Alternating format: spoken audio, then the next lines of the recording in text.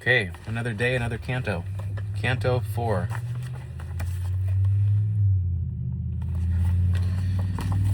The first circle, limbo. Virtuous pagans and the unbaptized. The four poets, Homer, Horace, Ovid, and Lucan. The noble castle of philosophy.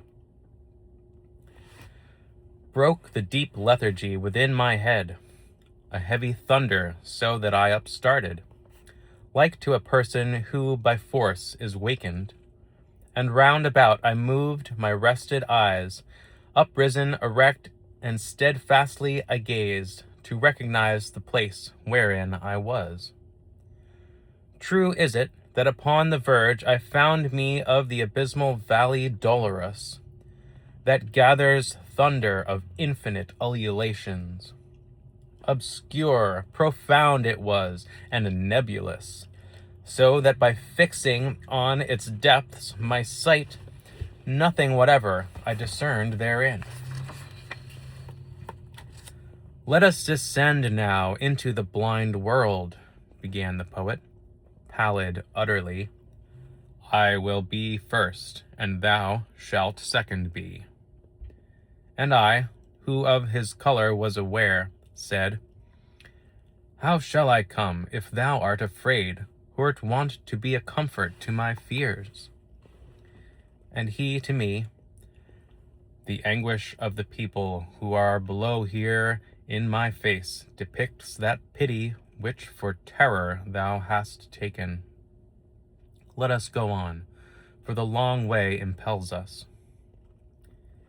Thus he went in, and thus he made me enter the foremost circle that surrounds the abyss. There, as it seemed to me from listening, were lamentations none, but only sighs, that tremble made the everlasting air. And this arose from sorrow without torment, which the crowds had, that many were and great, of infants and of women and of men. To me the master good, Thou dost not ask what spirits these which thou beholdest are? Now will I have thee know, ere thou go farther, that they sinned not, and if they merit had, 'tis not enough, because they had not baptism, which is the portal of the faith thou holdest. And if they were before Christianity, in the right manner they adored not God, and among such as these am I myself. For such defects, and not for other guilt, lost are we, and are only so far punished, that without hope we live on in desire. Great grief seized on my heart when this I heard, because some people of much worthiness I knew, who in that limbo were suspended. Tell me, my master, tell me, thou my lord, began I, with desire of being certain of that faith which o'ercometh every error. Came any one by his own merit hence, or by another's, who was blessed thereafter? And he, who understood my covert speech, replied, I was a novice in this state, when I saw hither come a mighty one, with sign of victory incoronate. Hence he drew forth the shade of the first parent, and that of his son Abel, and of Noah, of Moses the lawgiver, and the obedient, Abraham, patriarch, and David, king, Israel with his father and his children, and Rachel, for whose sake he did so much, and others many, and he made them blessed. And thou must know that earlier than these never were any human spirits saved. We ceased not to advance because he spake, but still were passing onward through the forest, say I, of thick crowded ghosts.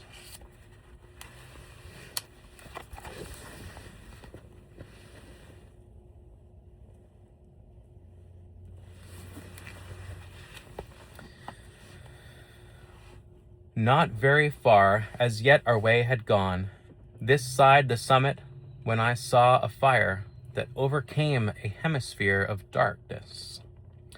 We were a little distant from it still, but not so far that I in part discerned not that honorable place. That honorable people held that place. O thou who honorest every art and science, who may these be, which such great honor have, that from the fashion of the rest it parts them? And he to me, the honorable name that sounds of them above there in thy life wins grace in heaven that so advances them. In the meantime, a voice was heard by me, all honor to be to the preeminent poet. His shade returns again that was departed. After the voice had ceased and quiet was, 4 mighty shades I saw approaching us. Semblance had they nor sorrowful nor glad. To say to me began my gracious master, him with that falchion in his hand behold, who comes before the 3, even as their lord. That one is Homer, poet sovereign. He who comes next is Horace, the satirist. The 3rd is Ovid, and the last is Lucan. Because to each of these with me applies the name that solitary voice proclaimed, they do me honor, and in that do well. Thus I beheld assemble the fair school of that lord of the song preeminent, who o'er the others like an eagle soars. When they together had discoursed somewhat, they turned to me with signs of salutation, and on beholding this my master smiled. And more of honor still, much more they did me, in that they made me one of their own band, so that the 6th was I, mid so much wit. Thus we went on as far as to the light, things saying, 'tis becoming to keep silent, as was the saying of them where I was. We came unto a noble castle's foot, 7 times encompassed with lofty walls, defended round by a fair rivulet. This we passed over even as firm ground. Through portals 7 I entered with these sages. We came into a meadow of fresh verdure. People were there with solemn eyes and slow of great authority in their countenance. They spake but seldom and with gentle voices. Thus we withdrew ourselves upon one side into an opening luminous and lofty, so that they all of them were visible. There opposite, upon the green enamel, were pointed out to me the mighty spirits, whom to have seen I feel myself exalted.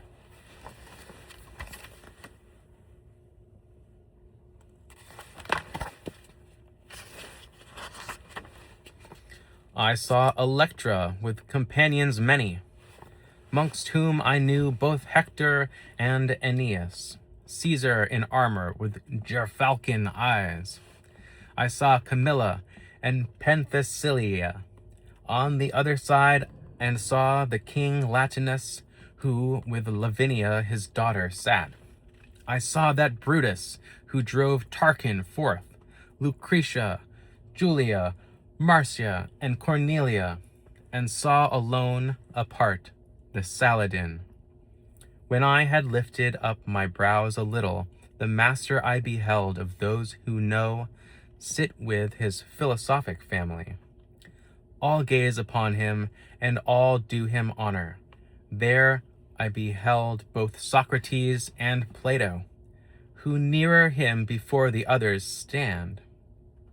Democritus, who puts the world on chance, Diogenes, Anaxagoras, and Thales, Zeno, Empedocles, and Heraclitus, Of qualities I saw the good collector, height Dioscorides and Orpheus saw I, Tully and Livy and moral Seneca, Euclid, geometrician, and Ptolemy, Galen, Hippocrates, and Avicenna, Averroes, who the great comment made. I cannot all of them portray in full, because so drives me onward the long theme, that many times the word comes short of fact.